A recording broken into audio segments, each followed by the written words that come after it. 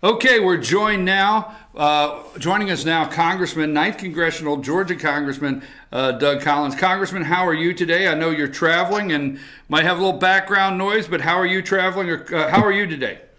I'm doing well, But out there just working hard, keeping this majority, working to make this administration, this Congress successful for the American people. I want to get into elections in just a moment.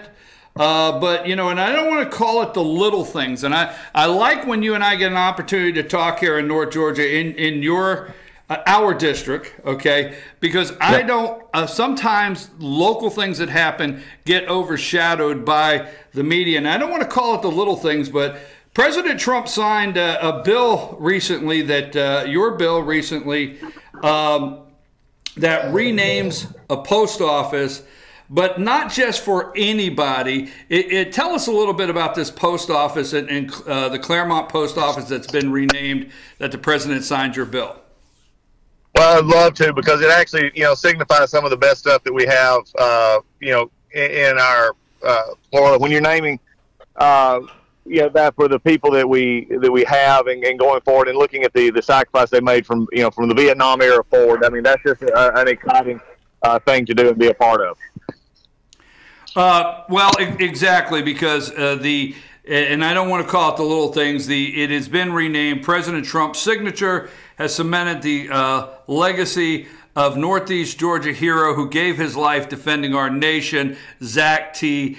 Addington. So I want to thank you for that as someone here in the 9th District.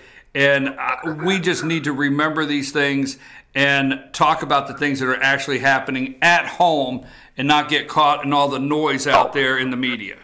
Oh, I agree, Brian. Let me add a little caveat to that now. And I knew just what you wanted to do on that, and I wanted to emphasize our local. But Zach Addington, I want to tell you it reminds me, and I'll always remind my D.C. office, and I remind everybody that my home is North Georgia. My home is the 9th District. This is the folks that I get elected by. They're also the folks that I live with. They're my family in the 9th District. And Zach Addington, when we named this post office, I did not know Zach's family. I knew the area. I knew what had happened. About a month or two after we introduced the bill and it come on, I had a lady come up to me at my church at Lakewood and say, "I need to talk to you about something." And I said, "Okay." And she said, "My daughter was the fiance of Zach Addington, and she is actually in the choir at Lakewood, and we got to talk about Zach. And she married since, been married very happily, and since then, but she always remembers Zach, and it was really a connection that really humbled me greatly, not knowing that sometimes when you reach out and do what is right and you want to honor those who've honored us, that the ripple effect is amazing. And it just a reminder to everybody out there today, you have a chance to do a great day. You don't know what that smile might mean to somebody or that talk. And that was just really special to me to know that you can do something on a national level that affects people locally. Well, Congressman, now we all know that Monday, right after Monday, although we're in the election season, right after campaign season, right after Monday is when it really takes off and the mad dash to November takes place. Give us a little inside of how Republicans feel about the House. I mean, we hear the noise in the media and we hear blue wave. How do Republicans feel in going into November? Well, I think what we're doing is we're very optimistic about what we have accomplished, and the president's led that charge, and we've led that charge. But I'll be honest, I've been traveling some in between traveling in North Georgia and also traveling around the country to help him as the vice chair of the conference. I go to places and help people in their elections. And what we're seeing is an electorate that is that's a little mixed right now. And I think what we've got to do is we've got to emphasize what the administration's done, what we've done in Congress with tax cuts, with rolling back regulations, with getting our economy rolling. We've got to focus on those things and continue this process of reminding Americans that they're better off than where they were 18 months ago. And when we can do that, I think we're going to keep the House. It's going to be close. I mean, we're in areas that in districts that I've been into that have historically been much even better Republican districts in which Democrat base has turned out. What we've got to do as Republicans, and I saw this before, is we're talking about it from the House perspective, is Republicans are happy for the most part, especially in districts where the president is supported. They like having him the president, and they can't get complacent. We got to turn out the vote. We got to do that. We got to do it here in Georgia, in the 6th district, in the 7th district with Karen Handel and Rob Woodall. You've got a big race in Georgia that's going to affect some of that. So we feel good, but we got a 69-day sprint starting. The 70 days yesterday. We're all traveling to make this happen so that we don't end up with Maxine Waters as chair of financial services and Nancy Pelosi taking a tour, and also at the same time them wanting to impeach the president. So I mean that's the kind of things we're fighting against. Well, Congressman, you brought up some good points. Yesterday, I read something where consumer confidence is at an 18-year high. Do you think people in general, as you travel, that they're paying as much attention to what I call the noise? Or my thought is they may be living the results, and what I call it is people are living the results of the tax cuts. People are living the results of the regulation cuts. They're living the results of banking reform. I mean, yep. and is that message getting through, and does the Republicans feel good that they're getting that through to the voters? Yes, it is to an extent. I think you've hit on something very good there, Brian, in discussing the living in. I call it telling the story. They're going out and they're getting up every day, and their lives in many places are better. I've been, like I said, in many places across the country that I've been, there's a general feeling of, hey, it's not that bad. What is interesting, though, is for those who do not like this president, for those who do not like all the changes that have been positive, and there's plenty of them out there, they are highly motivated and highly energized. We're dealing with history a little bit here too, Brian. And we dealt with history in 2016, and Donald Trump overcame history. We're going to do it again here in 2018. But there is a historical fact here that the party in power typically has a downturn in the first midterm. We're in that first midterm. And they have 23 seats they have to pick up in the House. Due to some craziness in Pennsylvania where they redistrict, they got their liberal Supreme Court to redo their districts. And in some areas in which we lost members who retired, in districts in which they held, which Hillary Clinton won and had been traditionally Democrat, they've got about 10 or 11 of those seats that they pretty much will pick up. So we've got to hold about 12 more seats out of 50 that they're actually contesting to keep that from happening. So we're looking to turn history, but people have got to realize that what they're experiencing, the good in what they're experiencing, has got to be overcome by them going out and actually voting. But we've never had a turn of that when we've had the GDP as high as it is and unemployment as low as it is. So we've got some good things working on our side, but we're also swimming upstream, and it's not unusual either. Obama experienced the same thing. Bush experienced some of the same things. Clinton. I mean, we just go back where even Reagan did. So, I mean, it is something we have to just watch out for.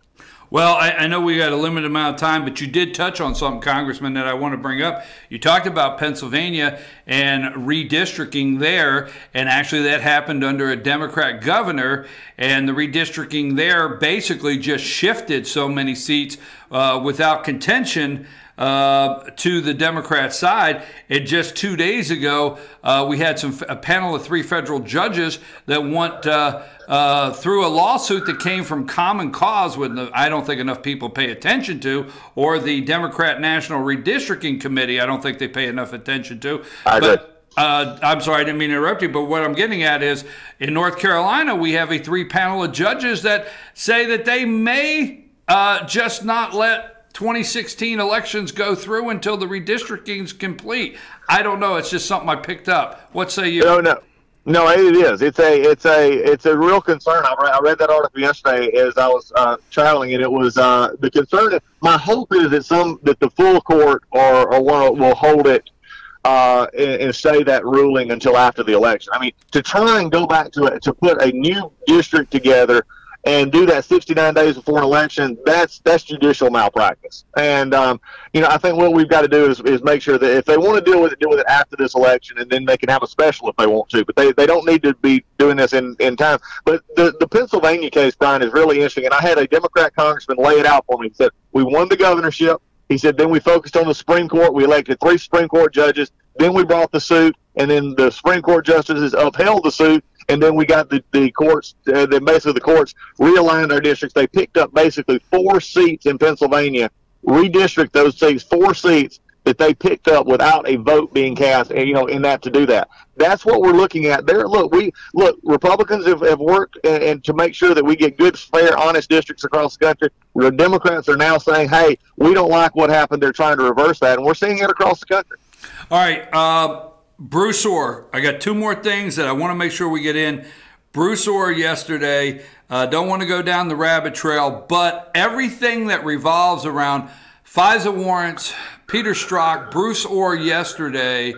I think out here, and that's what we're looking to ask you, I think out here we're amazed that is there a colleague of yours, one single Democrat in the House, that is blown away by the level of what we call the corruption that's just being overlooked by certain media and overlooked by the special counsel? Do you have one Democrat up there anywhere that's just shocked by what's going on like we are?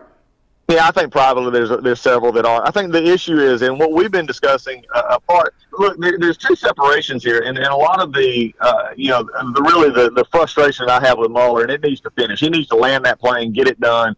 Find it, don't find it, do whatever, but get it done, because it's not helpful to the American people. But what we found has been apart from that, not part of the Mueller, is this issue that, like with Strzok, and I'm going to give you something on your show that we've not really put out to anyone. We're going to be starting emphasizing it next week. And if you remember my questioning of Strzok and his when his clearance, his background security clearance, was out of scope when he was a part of the investigation, we've now confirmed even further that he should have been taken off those committees on those investigations and read out of those investigations. Instead, he stayed on while his clearance was out of scope. We're going to be pushing that even further. You're the first to hear about that. We've gotten confirmation from DOJ that he was out of scope. So we're going to continue to push that angle. What we got to have, though, is Democrats and Republicans have to understand that a Department of Justice that is politicized for either side is wrong.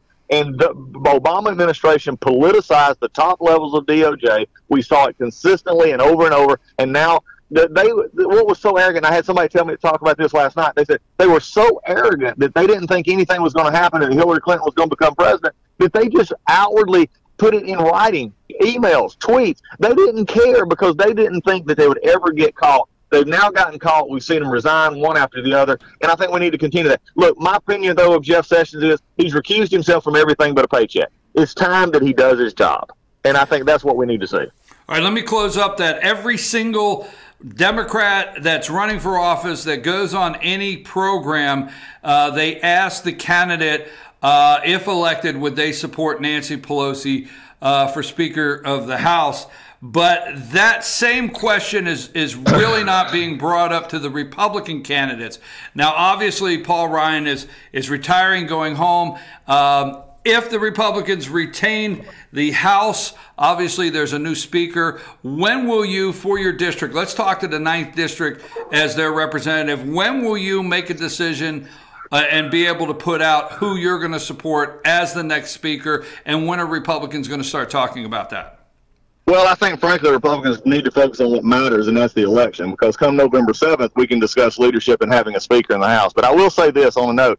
I want a speaker who is actually out there campaigning right now, who's actually out there trying to keep this majority. I want to see somebody in our run, and I know Kevin and Steve and Jim and all of them are doing it, but I want to see what they're doing to keep this majority. And if they're just simply staying home in their districts, they're not doing those kind of things, I think that'll play in our force as we go forward. But at this point, being on the road, seeing the resistance that we're up against, I want Republicans to focus on one thing, and that is winning this election. We do that, we can have all the conversation we want. We don't do that, I can get a rapture in who is the minority leader in the House. All right, close with this. I say it all the time, but I want you to say it to our viewers. Democrats have fielded candidates in almost every district and almost every race in Georgia, and I know our time is up. How important is it for Republicans to get out and vote, Congressman? Let me ask you this. If you like your health care where you can actually still have your doctor, if you like taxes that are low, if you like business climate where you can actually have a job, then you better vote Republican. And if you don't like that, then you vote for somebody who'll raise your taxes. You do that. Stacey Abrams will do that in Georgia, and the Democrats who are running for Congress will go up and simply undo everything that Donald Trump has tried to do. That's the clear as I can make it. All right, that's what we wanted. That's what we wanted. We appreciate it. We thank you for always coming on and giving us some news here, and also focusing on the 9th District.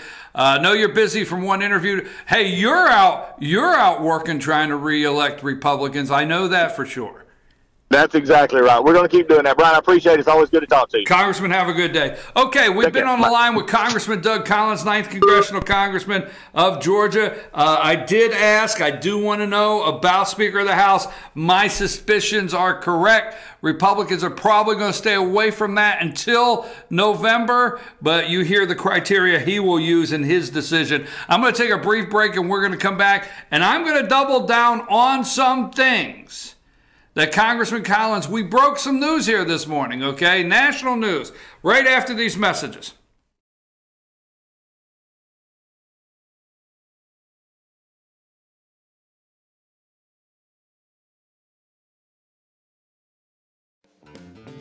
Ace is your helpful place for paint and home goods.